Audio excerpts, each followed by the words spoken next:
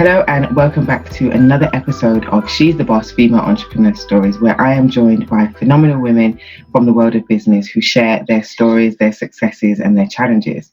If you haven't already done so, please make sure you click that subscribe button. And if anything in this conversation resonates with you, make sure you click the like button, write a comment, and share within your networks. Today, I am really happy. I am joined by Ayo Odusanya, who is the founder of the Lead Collective. Thank you for joining me today. Hi, Daniela. Thank you so much. Wow. Definitely. So tell me more about the Lead Collective, and for those of you who are watching and haven't heard of it, can we have your elevator pitch? So the Lead Collective was born out of several years of me doing the same thing without having this big direction. So, Mhm. so eventually I narrowed everything down. I sat down and looked at everything I was doing and wrote down what I wanted Lead Collective to be. I actually wrote down what I wanted before I named Lead Collective. Everyone was like, Lead Collective, what does that mean? So it's a community where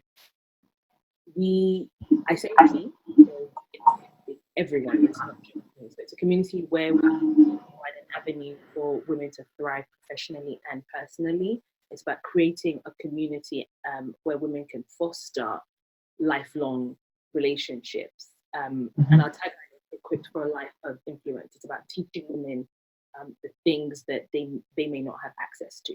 I'm a big believer in creating a forum where preparation, so you've got women who are prepared, women who want to win, who want to thrive. So Lead Collective is a forum that creates that space where women who are prepared meet with a community that's ready for them. Mhm. I like that. So you do this through, so it's an online forum. Do you do offline work also? So it's an online forum, have a blog. The blog actually transitioned from something I was doing many years ago, but it's transitioned in terms of name, still the same type of content, and Hmm. we curate social events Hmm.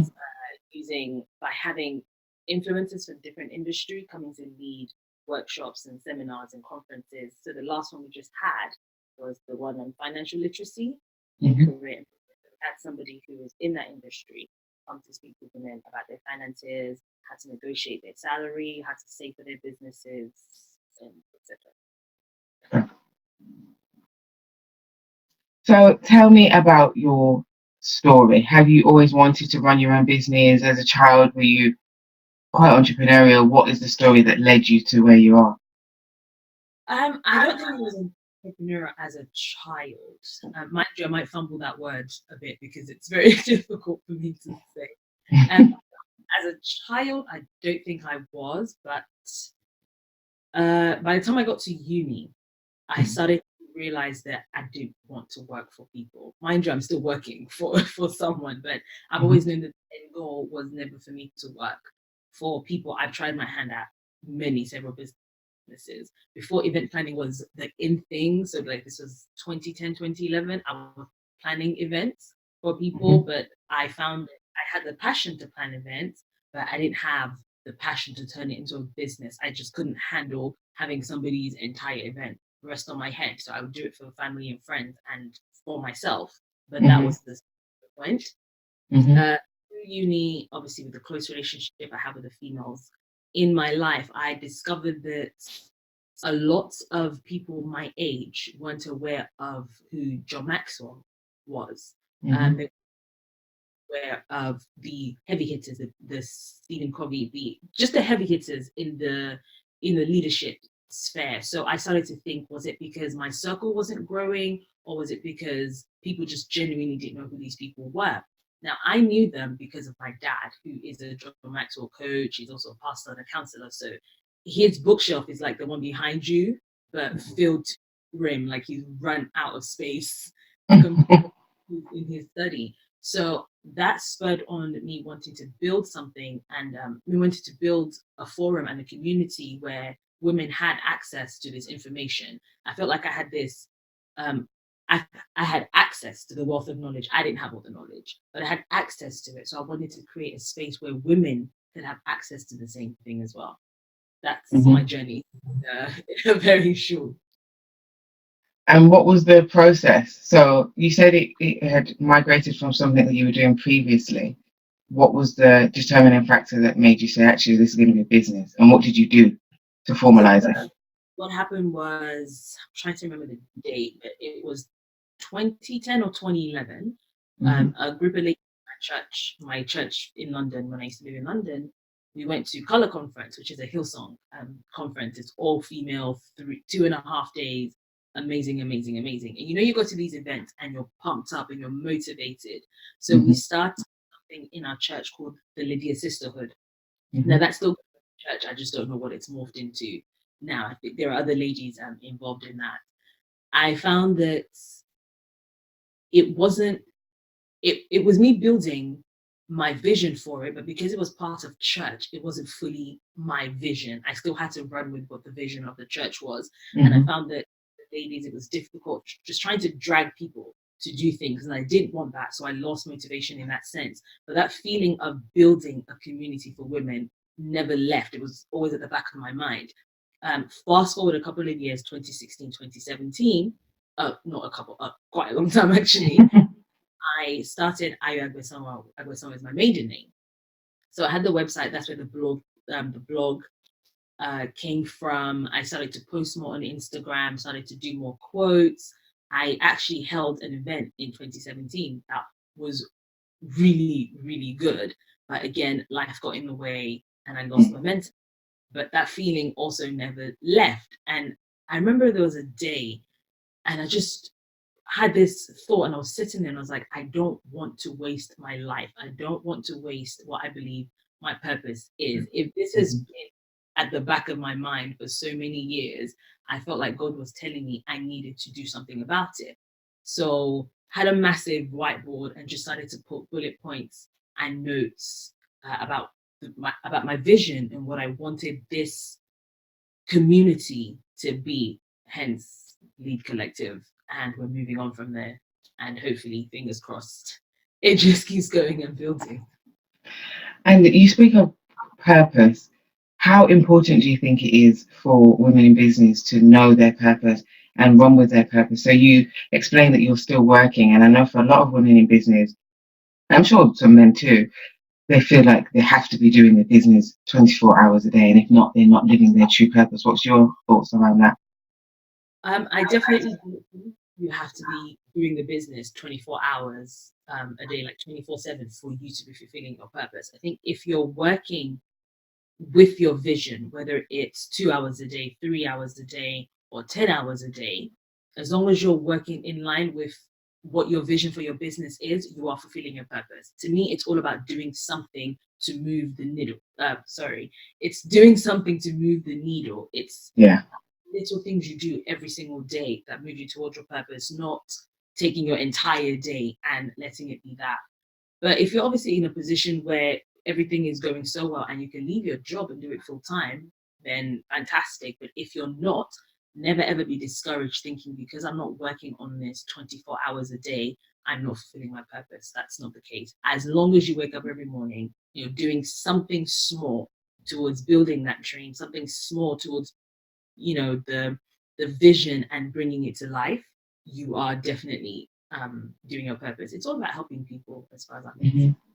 And following on from that, how do you juggle working and business to make sure that you are fulfilling your purpose on a daily basis? Because I get tired doing all of the different things that I'm doing, and I know how I get through that, but how do you?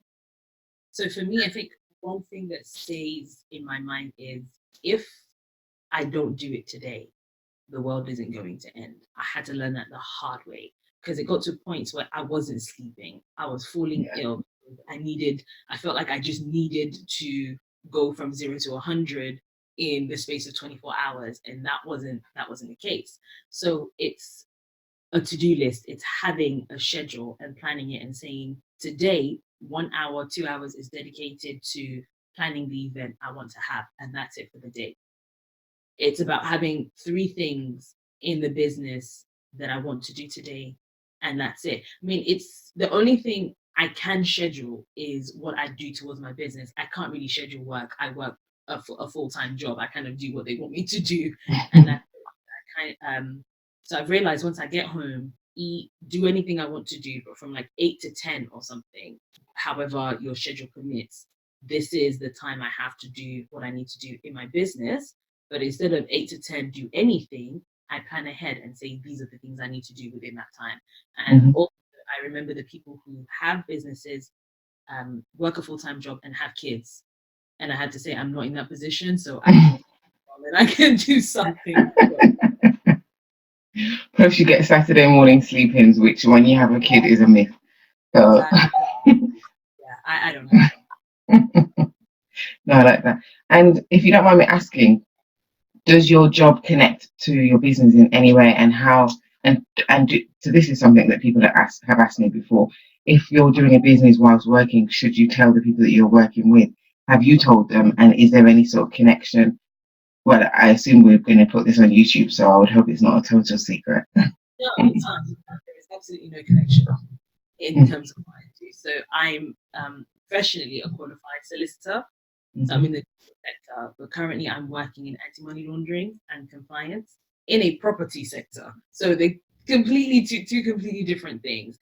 And in Hmm. terms of people knowing, there are people who know about what I do, but seeing as I'm in a new city, starting afresh here, I really haven't told many people, not because I don't want to, but I'm still building. And I'm obviously Hmm. a relationship in my workplace. I've been there 6 months. Hmm. So they're great people to work with. I genuinely love it. It's a very, very different from working in London, definitely. But yeah, so they don't connect and they don't know. Not because I don't want them to. It's Hmm. just You're in it, so you've moved from London to the East Midlands, right? And how's that transition been? That sounds like a scary move. it was in the sense that being in the East Midlands is definitely slower than being in London. So when I initially got here, I wasn't driving. I moved here. I was gonna say we, but we didn't move. My husband's been here for like 3, going on 4 years. So God. we moved here less than a year ago. I moved here last year, October, and I didn't have a car. I sold my car before I left London, which the minute I got here, I realized was the biggest mistake. Yeah, we don't have transport links in the Midlands like you do in London. There's no tube in Derby. Exactly. The shopping center was 10 minutes drive down the road, and the bus would take me an hour and a half. And I was just like, yeah, I'm not leaving this house, and I'm not going anywhere. So in that sense, it was a scary move. Obviously, I don't have my family around here. The only person I have here is basically my husband, and he was working. So I found that there was a lot of time when I was by myself. I wasn't working at this point. I wasn't working for a couple of months. So I Hmm. trying to find a job. So it gave me a lot of thinking time. So I decided I was conscious about not letting that time go to waste. I was conscious about building myself in that period.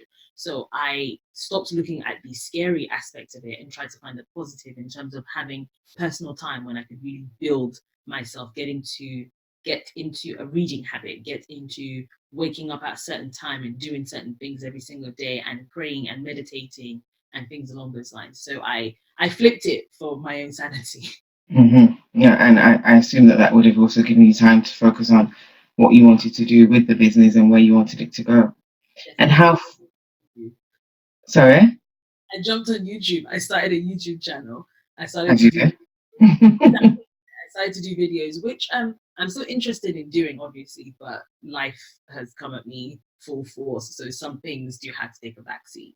Hmm. And in terms of your support system, so you said your family is not close by, but I assume that they know what you're doing. Has everybody been supportive? How instrumental has your husband been in your kind of forward progress? My family, the first event I did in 2017 was filled with family and friends. As you know, as they do, they turn up for the first couple of events to show them their support, which is fantastic. My parents have always been fantastic. My dad, I always bounce ideas off him. He would sit and he study his whiteboard. I'd go through different names with him. He'll ask me why I chose this. This sentence doesn't make sense. Change this, do that. And my dad is also my graphic designer, so all my Yeah, banners he has done it for that's me. very handy. Very handy. Like my web, it's on his server. He built it for me. and everything. So my parents and my mom is definitely the go-to to bounce idea off. She will be the one to tell you, yeah, no, go back and come and get it. That's not going to work. So you need that voice of reason, and I've always had them. So adding my husband to it has just been a positive. He's somebody who obviously we living in the same house, so he tends to see when he physically sees when I'm stressed. So Mm. he's the one to tell me you can't come and kill yourself. You kind of have to dial back a bit. And he's brutally honest about things, and he will quiz me when I say I want to do certain things, and Mm-hmm. really drill it down to me understanding why I want to do certain things and what my purpose is to do a certain thing. So it's good to have somebody who will play devil's advocate. Yeah, that's definitely what you need when you're doing any sort of business. Someone that will say, actually, what is the purpose of that? Because I think sometimes we get really excited about things and we don't always, and not everyone, but I know me sometimes. I'm like, oh, that's really exciting, and then my husband will say, "But what are you doing that for? What's the benefit of that?" And I'm like, because I want to. Literally, it's like because I want to, but he's like, you want to, but is this something that people and the community you're trying to build, is this something they need or want? So he's always quick to check me to make sure I think from the perspective of the people who would attend the event or people who would read the blogs. I'm not doing it for me, I'm doing it for them. So do I know their pain point? Have I figured out what is it that they need, and not just rushing towards it and wanting to do it because I think it's a good idea. And for those of you watching or listening, I think that is one of the most pivotal points. And this is something I share with all of my clients. Stop having a business focused approach. Stop focusing on what you want and what you think is a good idea. Focus on the customer. What does the customer want? What is the pain that the customer has? How are you solving that pain with whatever it is that you're doing? And I think for a lot of small business owners, so I'm really happy that you said that. A lot of small business owners do. It's very introspective, Yeah, and it's it is. about what interests them, what they're passionate about. And yeah, as you said, it's really important to think about your customer base, your client base, and what they want and what they need, not just and not at all what you're interested in, because you're not buying it from yourself. So I always say to my clients, your opinion is really not that important in the wider scheme of things. No, you kind of have to what you want aligns with what the people want, great, fantastic, go for it. But if it doesn't, if you're somebody who sells a product, your product's never going to sell if you're Mm-hmm. not the type of products your customer base wants. Your services aren't going to sell if it's not something that your customer base and the audience find value in. And that's what my husband always tells me, and that's what I really, really try and stick to. So when I'm planning anything, I always think, who am I planning it for? What am I planning it for? And why am I planning it? Mm-hmm. And have you done so? Another thing that I always ask my clients to make sure that they do is market research, going out, whether that be surveys, focus groups. You're in a new city. How have you managed to obtain data about your target audience when you didn't know any of them? Instagram and Facebook. Now. So I tapped into my base at my church, being Mm-hmm. here. So it's people who are in the area, who are your friends, what issues do you have? Obviously, doing the research in the context of, excuse me, in the context of the community I'm trying to build, and the goals and the vision that I have for Lead Collective. So I'd ask questions based on that, and then I would um, ask them to Mm-hmm. ask their friends for me, because a lot of this thing is being in a new city, it's referral, it's word of mouth. There's only so much you can see on Instagram or on Facebook. Mm-hmm. And myself as well, I connected with you on Instagram because I just started looking around at people who were in was it, I don't know if it'd be 10-mile radius, but just people who were in the East Midlands, who were Mm-hmm. around doing things that I was interested in, because that was the starting point. I had to be interested in what you were doing or your vision for your business, and then connect with you and then say, hang on, you have the audience I'm trying to tap into. Get some, sit down with you, get some knowledge from you. How did you do it? What were the teething issues? How did you overcome it? And just really learn from other people before I jumped in and said, I'm going about it myself. So I connected with a few people in the East Midlands, and I'm forever bugging people for questions. That's the way to do it. I always say, don't try. Well, there's different approaches. Some people say just go and do it and work it out afterwards. I'm very much of the belief of do your research, speak to the people, and then do it. And not necessarily spending months and years doing that, but at least do the minimum. I think speaking to at least 10 to 15, 20 people, if you can, to get some sort of data to qualify what it is that you're about to do. Things are always changing, so you keep doing the research as you go along. So, like you Hmm. rightly said, you don't need to wait 10 years to start it. It doesn't take 10 years to do your market research. Hmm. You take a couple of weeks, you speak to a couple of people, and then you start. Things are always changing. People's needs and wants are always changing. So you're never ever going to have a market research that's 110% or even 100% at that. Hmm. What has going on to a completely new tangent? What has been the hardest thing for you? Hardest thing for me in terms of business or Yeah, through the whole journey, because I feel like your personal life still impacts your business life. So just generally, what in that since starting the Lead Collective, what has been the most challenging thing that you've encountered? the most challenging thing, I'd say, migrated from my personal life into my business, and I'm trying to cut that out. It's being a people pleaser. I Hmm. am the type who wants an event where every single person, whether it's 10 of you, 100 of you, I want every single person to be happy. And if you are forever waiting for every single person to be happy, you're going to be waiting a very, very long time. There's always going to be someone who isn't happy about Hmm. something. So I had to learn to stop working myself up and saying, is this person happy with this? Is the food right? I remember my first event in 2017. My sister actually turned around and said to me, can you be quiet and can you actually enjoy your own event? Like I was literally, do you think that person is happy? Do you think I need more juice? Do you think this is this? So I'm always details and trying very, very hard to make everyone happy that I tend to miss the moment and Hmm. miss the fact that people are actually enjoying and miss the fact that um, people are learning from this. I always try and read people, and I'm not great at that. I do it. So there's a it's true people are at events and they are the ones who will enjoy it the most, but they never smile. But that's just their face. But for me, Hmm. I'm taking that as, oh gosh, no, they hate it so much. They're never gonna come back. They're gonna say something very negative, and that's not the case. So definitely, the worst thing has been that personality trait that I have of being a people pleaser, and that Hmm. has to go. I had to start learning how to just block certain things out and say, I have tried my hardest. I've done the research. I've done what I can do, and I can't please everybody, and I just have to be okay with that. Hmm. Where do you think that came from? The desire to want to please people? I've always had it as a child. I think I need to go to therapy for that. I might have to look. I might have to look into that, I am a huge proponent of therapy. I think everybody should do therapy at some point in their life.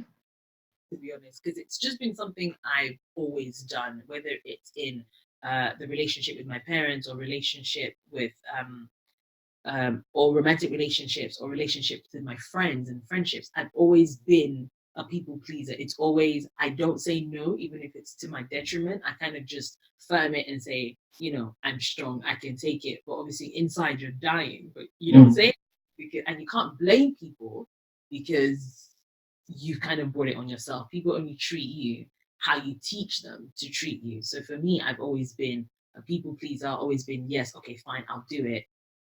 Okay, fine, we'll do it this way. All right, fine, you're not happy with this, let's change it last minute. So Mhm. I think I might, but let me make a note. I might have to call up a therapist. As I said, I've done therapy several times in my life. I think it's needed. I think there's far too much stigma associated to therapy, and people don't talk about the benefits. And actually, we all are fighting some battle on some level, and therapy is just helping you work through that and get the answers that you might not be able to get on your own. So Look online about a couple of ideas I have, people, so stay tuned. fabulous.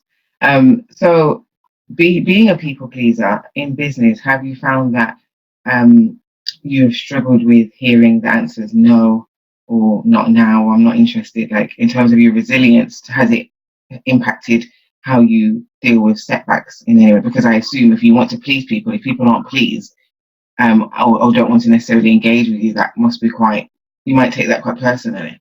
I do. I do. And it's not until recently, actually, in the past year, that I've just had to learn to separate personal from business.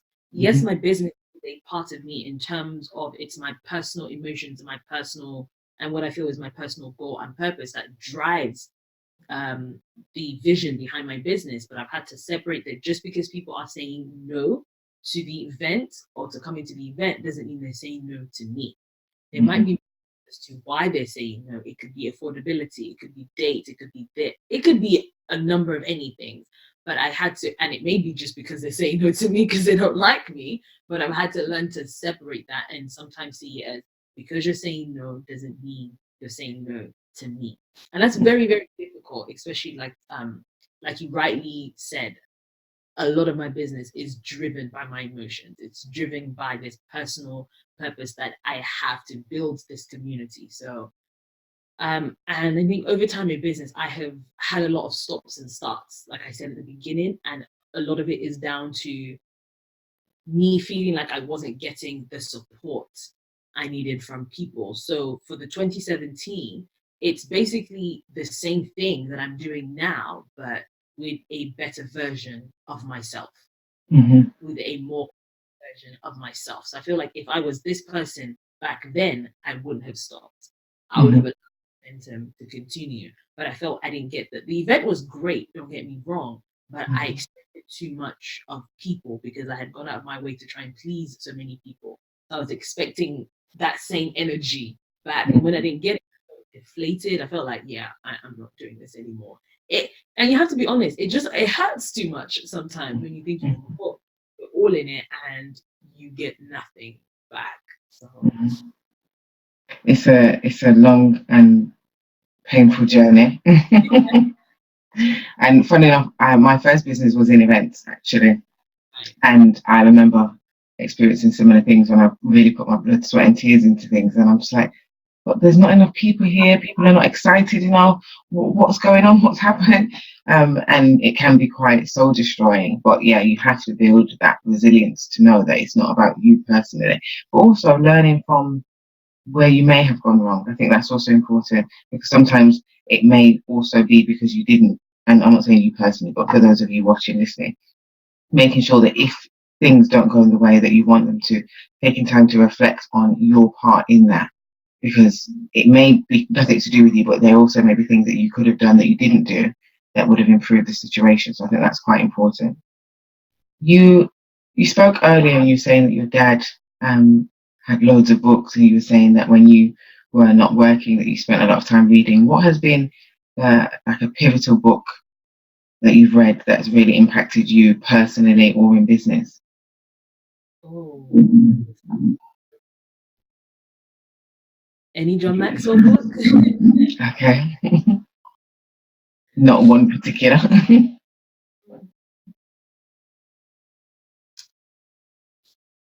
There's so many of them. And I'm just trying to think of the one that I read and I said, yes, this is the one that's 21 laws of irrefutable. Oh, I need to figure out the I'm pretty sure do you have you heard of that book? I don't Uh, know if it yes, I was doing a 52 books in a year challenge about 3 years ago, and I believe that that was one of the books that we read. yeah, But I 21 don't. laws of leadership. Right. I read this quite a few years ago, so I couldn't tell you word for word what it was about. But I just remember that book, and I believe my dad made the leaders at the church read it. So it was a book that he recommended. And I just remember at that point thinking, there are laws to these things. There are ways these things work. You just don't wake up one morning and decide to do something that's never been done before. I had to learn kind of like the world has been here much, much longer than I have. There's, it says in the Bible, there's nothing new under the sun. Somebody somewhere has done what you want to do. So it kind of just taught me if there were laws to this leadership, there are footprints, there are things that you need to follow, find it for your passion. And my dad always says success leaves tracks. Mm-hmm. So there that people have already done. So just follow it, find the laws, find the rules, and do it. That's what I got from that. I'm pretty sure that's not what the book is about because this was a few years ago. But That's what you took away from it. But sometimes what the overall point of a book isn't always what you take away from it. So as long as you take away something profound, I think is really important. Um, for me, my pivotal book that's led me on the path that I'm on now is Fast Lane Millionaire by MJ DeMarco, and I'm sure Fast Lane Millionaire or Millionaire, yeah, Fast Lane Millionaire or Millionaire Fast Lane. I always forget which way. It's on here somewhere. But it's by MJ DeMarco, and that really had a profound impact on me and what I was doing, although not necessarily in the way that I think he was trying to present the information. So I've not done everything that he said, but whatever I do, I think about some of the lessons in that book. So if you've not read that, everyone watching, listening, have a read. It's a fantastic book. I'm definitely gonna go look it up. Moving forward, what are some of your, so my motto is think big, take action, keep pushing. What are some of the big goals that you have? Oh, sorry. Something just hits you and you think, oh, okay, wait, say that one more time. Think big. Think big, take action, keep pushing. That's like my mantra. It's my methodology for engaging with clients. It's how I try to live my life. So I suppose the question I'm asking is how, moving forward in the future, what are the big goals that you have for the business and for yourself? What are some of the strategies, and this is kind of think big, this is take action and keep pushing. What are some of the strategies you use to I guess keep going when you want to give up? And how do you, I suppose, how do you envision you achieving those goals? What are the skills that you need? Is there any like partnerships that you're looking for? Uh, in terms of vision wise, definitely have a big vision and stuff going on. I mean, I have a list of things that I want to do and where I want to take the collective to that involve off the shores of the UK. I'm talking international. So I really want to build it to be a global brand. So it's me developing. So my aim right now for the rest of the year is developing ways to make it a global brand. It's developing it into an actual business, something that is sustainable on its own without me there, which is one of the things the Dana, who is a lady who came to the financial literacy event last month, said. It's not a business if you cannot step away from it and still. Yes. Mm-hmm. That's something that I'm working on because Lead Collective right now isn't going to function if I'm not there. Mm-hmm. So I'm definitely working on 2020. Goodness me. I'm definitely working on 2020 being a year where I can build something that's sustainable. And I'm doing that. Sorry, go on. Oh, sorry to cut you. I was just going to say, also, if you haven't already read it, the E-Myth Revisited will help you with that strategy. E-Myth Revisited by Michael E. Gerber. Right. Once this is done, I'm going to message you and be like, could you just send me a whole bunch of things I need to read? Now, that book is really good for, and that, so one of my areas of expertise is around building businesses that can operate without you. And that book really explains how you should do that. So for anyone watching, listening, definitely if you're trying to build a business that's self-sustainable, that would be a book I would suggest. Sorry to cut you. I hate doing that. No, I thought it was a pertinent point. It's a very good point. So yeah, that's the aim for 2020. And in terms of strategy, in terms of strategy for the vision, I definitely am going to start meditating a lot more because I think that helps immensely, especially if you have so much going on as well. And I think it would definitely help me keeping my focus on the business and not being derailed when life tends to happen to you. So it's learning how to manage my time. It's learning how to do things. They say don't work harder, work smarter. So Yeah. it's me learning work smarter as opposed to harder. I work hard enough at work as it is. So I don't need to come home and repeat the same cycle. I have to be smart about the things that I do. And in terms of partnership, I haven't thought about partnership. I've been thinking a lot lately about building a team. So that's definitely something I want to work on in 2020. Definitely someone to deal with social media. It's so difficult. Trying to think of the ideas. It's difficult trying to. I have my personal page and then I have the Lead Collective page, and I want them to be separate because I don't want Lead Collective to be tied to just me, and that's difficult, and I'm finding it very hard right now. So I definitely need someone on the media side. No, I am. Sorry. Oh, I'm just saying, anyone out there watching this who does social media. Yeah, no, I need somebody to help. I think I need a virtual assistant because I'm absolutely the worst at managing my diary. So actually, I'm having this interview with you, and I just had a pop up on my phone to say that I was supposed to be at a meeting at 10. I am the worst for this. I don't know how I continue to do it. So any virtual assistants out there, please do get in touch.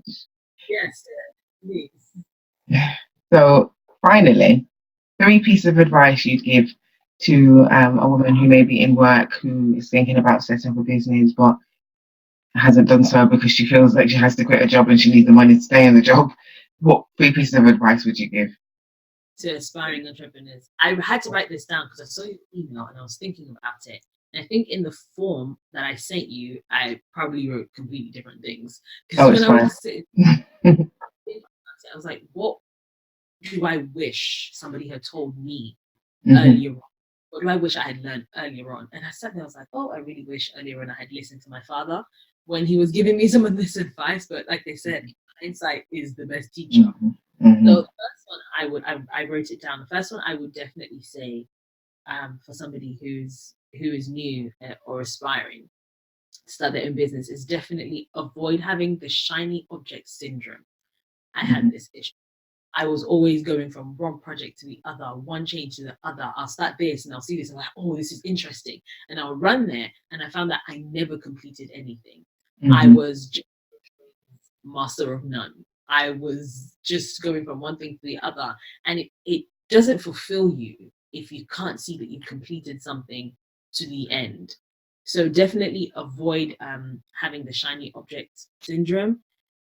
You don't finish projects, you're not focused, it causes poor planning, it causes poor direction, and it doesn't help you if you want to build your business. So that's definitely advice I would give. The second one is to find your tribe and find it early. Who you surround yourself with will definitely speak to how well, in my opinion, you take your business. These are the people who are going to encourage you on days when you feel sad. These are the same people who are, your sounding boards. Like you said, you have your husband who would ask you all these questions, just like I have mine as well. So you need to surround yourself. And no, it doesn't have to be a husband. It can just be a friend. You need to surround yourself with people. And I'm definitely believing that if you are the smartest person in the room, it's time to leave that room because you hit a ceiling. You can no longer learn from the people who are around you. I'm not saying leave your old friends behind, but cultivate other relationships, cultivate friendship with other people who can teach you something about yourself, or who can teach you skills and give you knowledge that will take your business far. So definitely, find your tribe. And the last one I would have to say is going back to something you said to me earlier when we were talking, it's cultivating a habit of reflection. Even at the end of the week, reflect and review how your week went. Do it on a weekly basis, do it on a monthly basis, do it on a yearly basis. Develop that habit now so that when you start your business, it's easier for you to reflect on how well the business has gone. It's easier for you to reflect on whether or not you met your goals for the week or for the month or for the year, however that may look to you. Definitely a habit of reflection. So they would be my top three things. I love that. You're the first person that I believe that said that in all of the interviews that I've done. So thank you for that. Yeah. I'm sure you're the first person. I don't remember anybody else saying that. If you have, apologies, but everyone, I think people do it, but nobody said that as a piece of advice. Yeah, and I think it's an important piece of advice because I say it every week on have you looked at your goals? What did you do well? What didn't you do well? But I don't think people often share that as a piece of advice. So thank you for that. That's really very useful. Do it, but it's not structured. So for business, the aim of it is to structure it. Definitely say on a Saturday morning if you have the time. If you have kids, I don't know how your schedule works, so I'm not giving advice to parents or anything.